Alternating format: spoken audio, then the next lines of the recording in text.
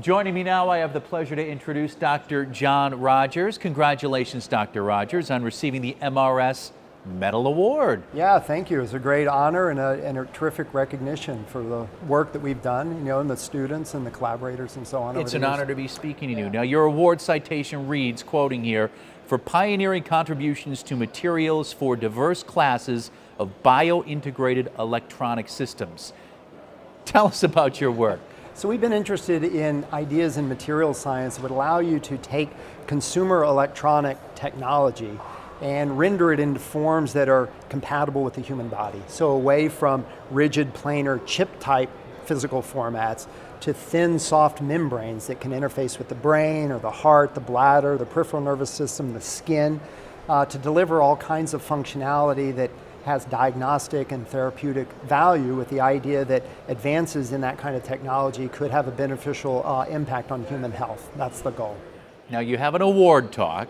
You get the award, you got to have a talk that goes with it. It's titled Materials for Bio-Integrated Microsystems Technologies. Tell us about some of your focal points in your talk. So the talk will focus on two platform technologies that we've been working on over the last 10 years. One involves skin interfaced electronics for biophysical, biochemical measurements of physiological health. That's one. The other platform is in bioresorbable, water-soluble electronics that implant into the body, deliver a diagnostic or therapeutic function in the context of a wound healing process, and then naturally disappear and resorb to eliminate the need for surgical extraction. So we think of it as an electronic medicine that could offer capabilities that complement what's possible with pharmaceutical approaches. And there are any number of potential products that have or will come about as a result of your work. In fact, you brought some with you. So using them, tell us about some of the practical applications that are either coming to market or on the market already. Yeah, so I'll start with a couple of different platforms that we've been developing for skin interface measurements.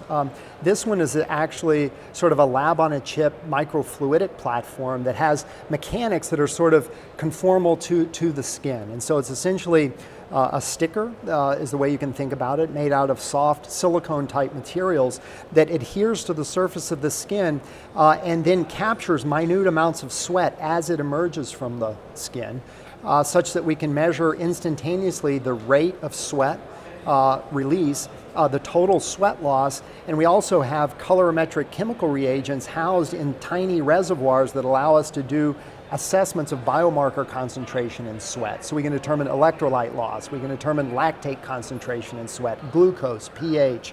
So it's all kinds of applications of this technology in sports and fitness, obviously. And so we have a joint development effort with Gatorade, for example. They're very interested in allowing their customer base to understand how much sweat loss has occurred during a given period of time and how much electrolyte loss. That's important. But there are a lot of clinical medical applications as well. And so we're using these devices to look at right-left body asymmetries in sweating and sweat chemistry in patients who are recovering from a stroke, for example. We have these deployed on kids at Lurie Children's Hospital in a procedure that's used to screen for cystic fibrosis. We have devices deployed on kidney patients where we're measuring urea and creatinine concentration in sweat in the context of kidney disease. So there's a whole host of applications kind of at the consumer sports athletics level, and then for higher end medical applications. And beyond, speaking of materials that are compatible with a human body, tell me about, this looks like a bandage. Yeah, I mean, from a mechanics standpoint and a physical format standpoint, you can think of it essentially as a Band-Aid. I mean, that's kind of roughly what we're talking about in terms of physical properties. But this device provides biophysical measurement capability that can complement what we can do in the biochemical realm with sweat. And this particular device is designed to mount on a part of the body known as the suprasternal notch. So it rests right here on this special body location, and it measures minute vibratory signatures of underlying body processes. So we can measure respiratory sounds, respiratory rate, we can measure heart rate because we can pick up subtle vibrations associated with blood flow through the carotid artery. We can determine coughing, swallowing, swallow dynamics.